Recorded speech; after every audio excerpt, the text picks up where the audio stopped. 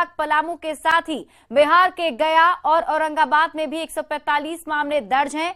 उसने पुलिस की दबिश के बाद आज पुलिस और सीआरपीएफ के सामने सरेंडर कर दिया है।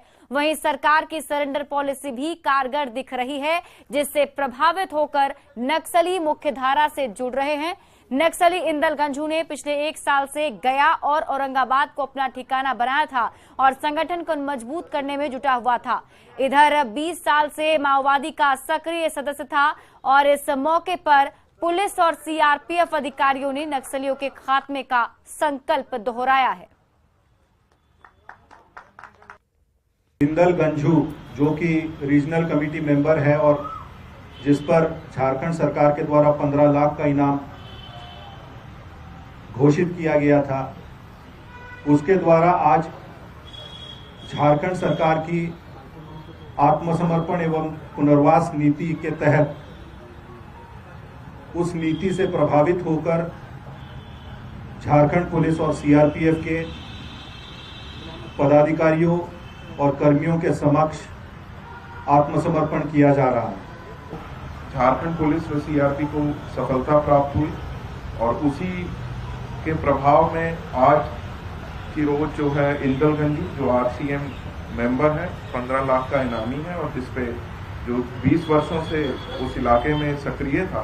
पूरे जो भी अभी बचे कुछ साथी लोग बच रहे हैं, उनको हम अपील आग्रह करेंगे वह सरकार का जो समर्थन नीति है वह करके यहाँ समर्थन कर जाए। गुमला में बेटी की शादी कर वापस लौटने के दौरान जरडा गांव के पास हुए हादसे में 4 बारातियों की मौत के बाद से गांव में मातमी सन्नाटा पसरा हुआ है। सभी मृतक कटारी गांव के हैं और पूरे गांव का माहौल गमगीन है। डुमरी की बीडीओ एकता वर्मा, डुमरी थानेदार विवेक पांडे और जारी थानेदार मनीष कुमार ने शव की अंत्येष्टि कराई। बेटी के विवाह से लौटने के दौरान माता पिता की मौत की घटना की चर्चा हर ओर हो रही है। परिजनों का बुरा हाल है। परिवार में बचे बेटे घूरन ग्यार की हालत रह रहकर बिगड़ जा रही है। उसे अस्पताल में भर्ती कराया गया है। गांव के किसी घर में चूल्हा नहीं जला। खुशी का माहौल एक झटके में गम में बदल गया है। प्रशासन की ओर से पीड़ित परिवार को चावल दिया गया है। साथ ही मृतक के बच्चों की पढ़ाई का इंतजाम करने की बात भी कही गई है। बाद में कोई फोन किए बताए कि आगे साथी में आए कि आगे आए, हम लोग से आगे आए। हम लोग आगे आके रुके और हम लोग को गांव वाला बताए कि उन लोग का ऐसा स्थिति हो गया, रोड में पलटी हो गया बोल के बोले। फिर बताए, हम लोग जाने। उसके बाद में फोन उन किए। उसके बाद में फिर देखने गए। पूरा परिवार उन लोग का जो बच्चे उच्चे हैं उन लोग 4-5 घायल हो गए। 4 और जिसमें घटना के क्रम में 3 आदमी का मतलब डेथ हो गया और बहुत सारे जो सवारी थे उसमें सभी लोग घायल हो चुके हैं। जिनका मृत है उनका परिवार में तो कोई अभी बचा नहीं। उनका माता पिता थे, वो दोनों का डेथ हो गया और उसका परिवार में 2-3 बच्चे बचे हैं। झारखंड में पहली 8 लेन सड़क का निर्माण धनबाद में हो रहा है और लोगों का आरोप है कि काको मोड़ से गोल बिल्डिंग तक बन रही इस सड़क की वजह से कमारी जोरिया नदी और शमशान घाट का अस्तित्व खतरे में आ गया है। लोगों ने निर्माण कार्य रोकने की चेतावनी दी है। नदी पर असर पड़ने से 3 पंचायत के लोगों की परेशानी बढ़ गई है। नदी बचाओ समिति के सदस्यों ने प्रशासन की टीम के निरीक्षण के दौरान नदी से छेड़छाड़ के आरोप की पुष्टि के बाद भी कार्रवाई नहीं होने पर सवाल उठाए हैं। इस नदी के जोड़िया का पूरा पानी को यहाँ से उठा करके पूरा रोड का काम किया गया है और यहाँ के गांव घर के माता बहनें जो है वो नहाने के लिए तरस रहे, पानी के लिए तरस रहे हैं। तो हम जिला प्रशासन और अंचल अधिकारी से मांग करते हैं कि इनके द्वारा जो अतिक्रमण किया गया है उस अतिक्रमण को मुक्त किया जाए और नदी को पूर्व की भांति फिर से स्वच्छ किया जाए। आपके खुद का निरीक्षण रिपोर्ट में आपने सम्मिलित किया कि त्रिवेणी कंस्ट्रक्शन के द्वारा कती नदी का मार्ग को अवरोध करके उस पानी को अपने निजी कामों का कंस्ट्रक्शन वर्क में सप्लाई करने का काम करते हैं। मैं पूछना चाहता हूं कि इस तरह सार्वजनिक नदियों को, प्राकृतिक नदियों को अपने व्यक्तिगत व्यवहार के लिए उपयोग करना, उसके मार्ग को अवरुद्ध करने के लिए कौन सा धारा उस पर लगता है, उस पर एफआईआर होगा कि नहीं, ये सवाल हम जनता की ओर से पूछना चाहते हैं। देवघर सदर अस्पताल में अल्ट्रासाउंड मशीन खराब होने से इलाज के लिए पहुंच रहे मरीजों को काफी परेशानी हो रही है। खासकर गर्भवती महिलाओं की परेशानी काफी बढ़ जाती है। दरअसल मशीन पुरानी होने से इसका रिजल्ट सही नहीं आता था, जिसके बाद सीआरएम की टीम ने इसे बंद रखने का निर्देश दिया है। अस्पताल उपाधीक्षक ने बताया कि नई मशीन के लिए विभाग को लिखा गया है और उम्मीद है कि जल्द ही अस्पताल में अल्ट्रासाउंड की व्यवस्था शुरू हो जाएगी। अल्ट्रासाउंड की मशीन तो नवंबर के 19 तारीख से हमको लगता है कि बंद हुई है। एक्चुअली सीआरएम की टीम जो आई थी उन लोगों के से हम लोगों को दिशा निर्देश प्राप्त हुआ था कि आपके मशीन का रिजोल्यूशन जो उसकी छवि बनती है अल्ट्रासाउंड स्कैनिंग में वो बहुत निम्न स्तर का है, जिसके चलते कि रिपोर्ट गलत होता होगा। ऐसा उनके कहने पर हम लोगों को बंद करना।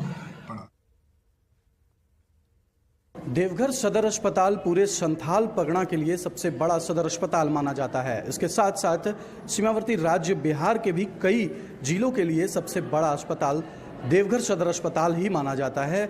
यहाँ पर दूर दराज से मरीज पहुंचकर अपना इलाज कराते हैं, लेकिन काफ़ी समय से देवघर का अल्ट्रासाउंड और एक्सरे काफ़ी समय से यहाँ पर बंद है। नवंबर से ही यहाँ पर इसमें ताला लटका हुआ है। इसके पीछे का वजह यह बताया गया है कि जब देवघर सीआरएम की टीम पहुंची हुई थी उस दौरान ये कहा गया था कि रिजोल्यूशन सही नहीं होने की वजह से अल्ट्रासाउंड को बंद किया जा रहा है और साथ ही साथ एक्सरे डिजिटल ना होने के कारण ये बंद है। विभाग के द्वारा देवघर सदर अस्पताल के द्वारा लगातार इसकी सूचना भी विभाग को दी जा रही है, लेकिन अब तक अल्ट्रासाउंड मशीन यहां पर मुहैया नहीं कराया जा पाया है, जिससे यहां पर अल्ट्रासाउंड पूरी तरह से बंद है। हालांकि निजी कंपनी के द्वारा अल्ट्रासाउंड किया जा रहा है, जो एक दिन में 30 लोगों का ही अल्ट्रासाउंड कराया जा रहा है। अगर देवघर सदर अस्पताल में सरकारी अल्ट्रासाउंड या एक्सरे पूरी तरह से बंद होने से यहाँ पहुँचने वाले मरीजों को काफ़ी दिक्कतों का भी सामना करना पड़ रहा है। क्योंकि देवघर स्वास्थ्य क्षेत्र में इस इलाके में सबसे बड़ा अस्पताल इसको माना जाता है, इसलिए यहाँ पर मरीजों की संख्या भी काफ़ी ज़्यादा होती है, जिस वजह से उनको काफ़ी दिक्कत की भी सामना करना पड़ता है। मनीष दुबे, न्यूज़ 18 देवघर। पलामू के मेदी राय मेडिकल कॉलेज अस्पताल में व्यवस्था काफी लचर है। सदर अस्पताल से मेडिकल कॉलेज हॉस्पिटल का दर्जा तो मिल गया, लेकिन आज भी व्यवस्था में सुधार नहीं है। ओपीडी में एक तरफ मरीजों की भीड़ नजर आती है, लेकिन वार्ड में भर्ती मरीजों को कोई सुविधा नहीं मिलती। मरीजों के बेड पर बेडशीट तक नहीं मिलता। वहीं वार्ड में गंदगी का अंबार दिखाई देता है। पेयजल की भी पर्याप्त सुविधा नहीं है। अस्पताल का जायजा लिया संवाददाता नील कमल ने।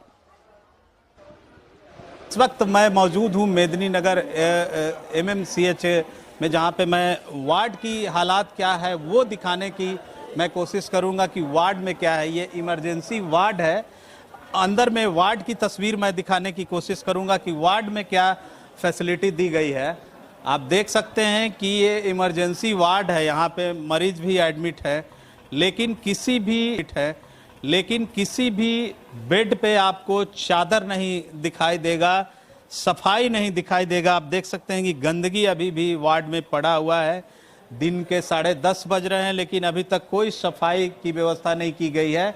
वहीं आप एक भी बेड पे बेडशीट आप नहीं देखेंगे। इस तरह के हालात हैं यहाँ पे। आप दाहिनी ओर भी आप तस्वीरों में देख सकते हैं, जो भी बेड आप देखेंगे मरीजों का, उसमें एक भी बेडशीट तक नहीं दिया जाता है। जब किसी भी आप चले जाइए चैम्बर में, कहीं पे चादर नहीं है, कहीं पे साफ सफाई नहीं है, तो बहुत कुछ सुधार देखने को नहीं मिलता है।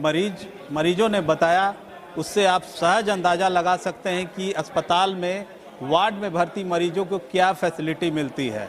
नीलकमल, न्यूज़ 18 पलामू। आउटसोर्सिंग से तो सफाई तो होती है, जो सो जहाँ तक है अभी तो कुछ स्पेसिफिक हो तो हम लोग देख लेंगे उसको। जो बेडशीट क्या देना नहीं है डेली कितना उपलब्धता जो है मेडिकल कॉलेज हो गया है ना, हमारे पास फाइनेंशियल पावर नहीं है कि हम बेडशीट है तो उसको खरीद दें या नहीं है तो उसको नया मंगा लें। ये फाइनेंशियल पावर जो हमारा सुपरिटेंडेंट मतलब ये एक्चुअली में जो it is more belongs to MRMC है, जो मेडिकल कॉलेज है। बोकारो की चास पुलिस ने ब्राउन शुगर के मुख्य सरगना सहित 4 लोगों को गिरफ्तार किया है। साथ ही 69 ग्राम ब्राउन शुगर बरामद किया गया, जिसकी कीमत लगभग 1 लाख रुपए है। गिरफ्तार लोगों में 3 बिहार के भोजपुर के रहने वाले हैं, जिसमें एक महिला भी शामिल है। पुलिस के अनुसार गिरफ्तार सभी लोग नशे का कारोबार करते थे। सभी की गिरफ्तारी गरगा नदी छठ घाट के पास से हुई है। पुलिस आरोपियों से पूछताछ कर रही है। किया गया छापामारी के क्रम में कुल 4 लोगों की गिरफ्तारी हुई है और करीब 60 ग्राम जो है ब्राउन शुगर बरामद किया गया। हाँ, ये बरामदगी जो है हम लोगों का चास थाना क्षेत्र में गरगा पुल के समीप हुई। इनमें से जो एक कमलेश यादव है और कमलेश यादव जो है वो आपका आरा भोजपुर का रहने वाला है और इसके साथ में दीपक कुमार पासवान है जो कि यहाँ स्थानीय है, कुर्मीडी बालीडी का रहने वाला है। कुंदन कुमार है, वो भी आपका भोजपुर का ही रहने वाला है और इनके साथ में इन्होंने एक महिला अमृता देवी को भी लेकर आए हैं जो कि इनकी सहयोगी है। हजारीबाग में इन दिनों प्रदूषण का स्तर बढ़ता चला जा रहा है। दरअसल पूरे शहर का कचरा नगर निगम क्षेत्र के रेलवे स्टेशन के पास मेलाटाड़ में फेंक दिया जाता है, जबकि नियम के मुताबिक कचरे को शहर से दूर डंप करना है। इस कचरे में लगी आग से यहां धुआं ही धुआं नजर आ रहा है, जिससे वायु प्रदूषण की गंभीर समस्या दिख रही है। पूरे शहर में जहरीला धुआं फैल रहा है, जिससे लोग बीमारी की आशंका से भयभीत हैं। लोगों ने शहर किनारे कचरा डंप करने और नगर निगम की लापरवाही पर सवाल उठाए, साथ ही इस समस्या के समाधान की मांग भी की। अभी ये जहरीला धुआं और 2-3 दिन से लगातार उठ रहा है। यहाँ पे घना आबादी है, काफी लोग परेशान हैं इस धुआं से। सांस लेने में लोगों को दिक्कत हो रहा है। लोग इस रोड से आने जाने वाले यात्री लोग को भी काफी दिक्कत हो रहा है। धुआं के चलते लोग कभी भी एक्सीडेंट का भी सामना हो सकता है, क्योंकि धुआं से लोग इधर उधर पास हो रहे हैं तो देखने में थोड़ा दिक्कत हो रहा है। और ये घना आबादी है, बीमारी से ग्रसित लोग हो रहे हैं। इसको हम नगर निगम को ध्यान आकृष्ट कराना चाहते हैं कि इसको जल्द से जल्द कोई समस्या का समाधान निकाला जाए। गिरिडीह के पूर्वी वन प्रमंडल वन क्षेत्र पदाधिकारी ने माइका पाउडर से लोड एक ट्रक को गिरिडीह नगर थाना पुलिस के सहयोग से जब्त किया है, जिसके बाद पूछताछ के आधार पर एसडीएम के नेतृत्व में शहर के बरगंडा रोड स्थित कृतिका एंटरप्राइजेज माइका पाउडर के गोदाम में भी छापेमारी की गई, जहां से लगभग 4000 बोरा से अधिक माइका बरामद किया गया। इसके बाद एसडीओ ने गोदाम को सील कर दिया है। छापेमारी के दौरान फरार संचालक को पुलिस ने बाद में गिरफ्तार भी कर लिया।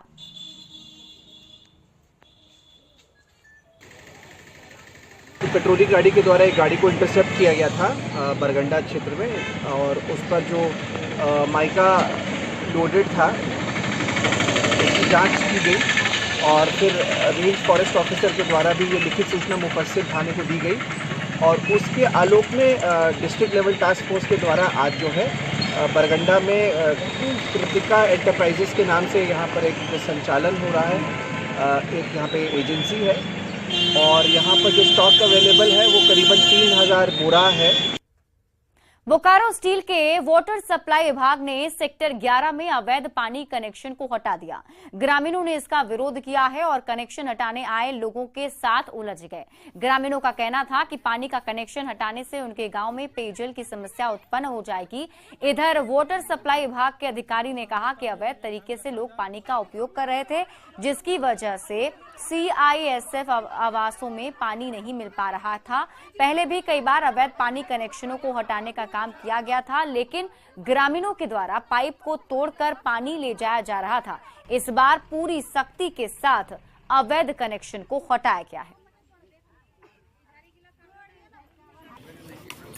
जैसे आज 20 साल से पानी पी रहे थे, तब तक सीएसएफ का कभी पानी का कमी नहीं हुआ। अभी बीच बीच में इधर इन लोग का पानी नहीं चढ़ रहा है, तो अब हर जगह पानी काट काट के निकाल रहा है। वो हो गया, प्लस खटाल उटाल में इतना पानी बह रहा है, भैंस धुआ रहा है, वहाँ के लिए इन लोग नहीं पहुँचते हैं और हम लोग पीने के लिए पानी लिए तो इसके लिए विरोध कर रहे हैं। सेक्टर 11 का जो मेरा सीएसएफ का कॉलोनी है, इसमें करीब करीब 900 परिवार रहता है और 900 परिवार को आज पानी की काफ़ी किल्लत हो रही है। उसका कारण एक ही है कि इस पूरे जो आउटर लाइन हमारी है, जितनी पाइप सप्लाई लाइन है, उस सारे से अनऑथराइज कनेक्शंस लिया हुआ है। पूरे इधर झुग्गी झोपड़ी जो भी अनऑथराइज लोग बसे हुए हैं, वो सब मल्टीपल कनेक्शंस ले करके पानी के जो पाइपलाइन का जो प्रेशर है उसको डाउन कर दिए हैं।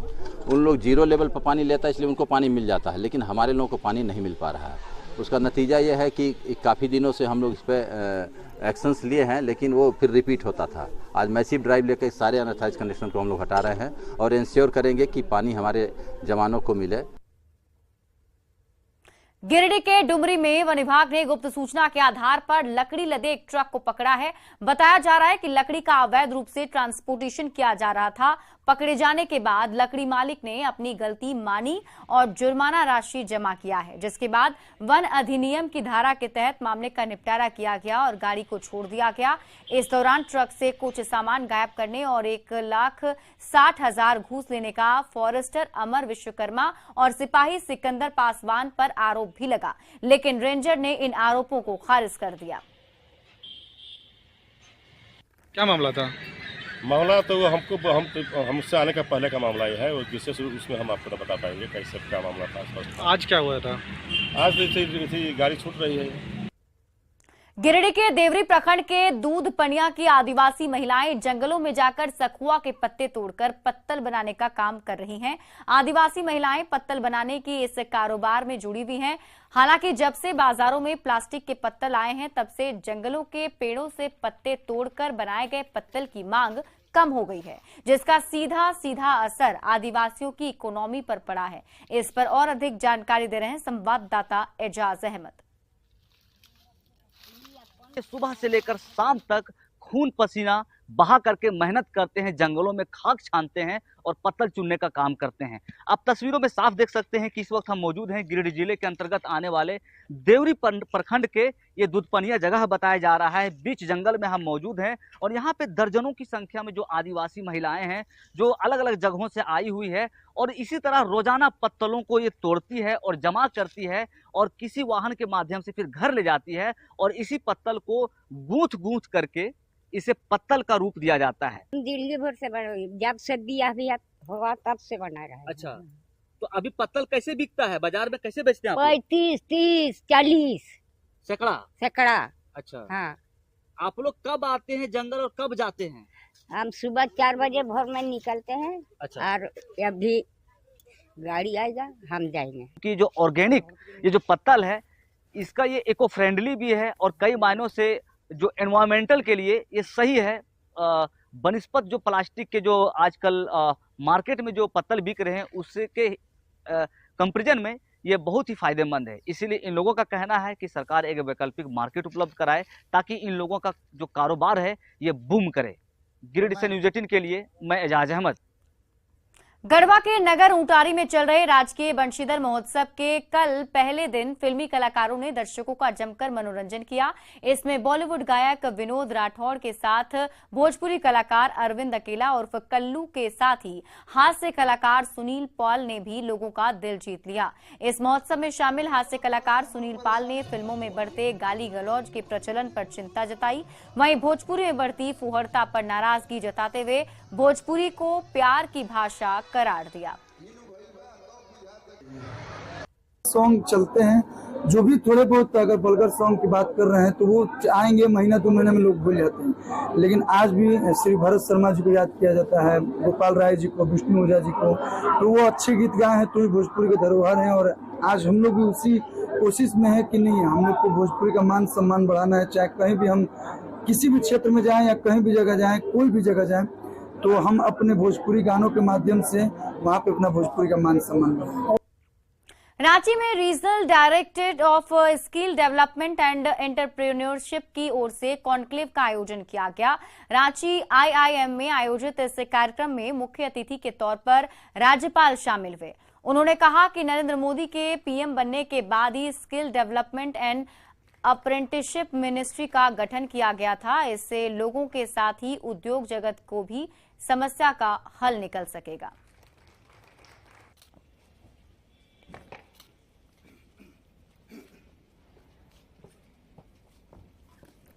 In this dynamism, he added a dynamism to his ministry. He has added dynamism to the central government. So the central government is finding the solutions at the earliest for the problems of the society and the industry. Definitely एक बहुत ही unique conclave है, इसमें IM का जुड़ना एक बहुत अच्छा एक मैसेज भी है ये, और इससे जो भी डेलिब्रेशन से, चारों पैनल डिस्कशंस के डेलिब्रेशन से जो भी आउटकम निकलेंगे, मुझे पूरी श्रद्धा है कि उसका एक अच्छा अमलीकरण होगा और इस राज्य के जो युवा वर्ग है, युवा पीढ़ी है, उसके लिए आने वाले समय में अच्छे अप्रेंटिसशिप के अच्छे प्रावधान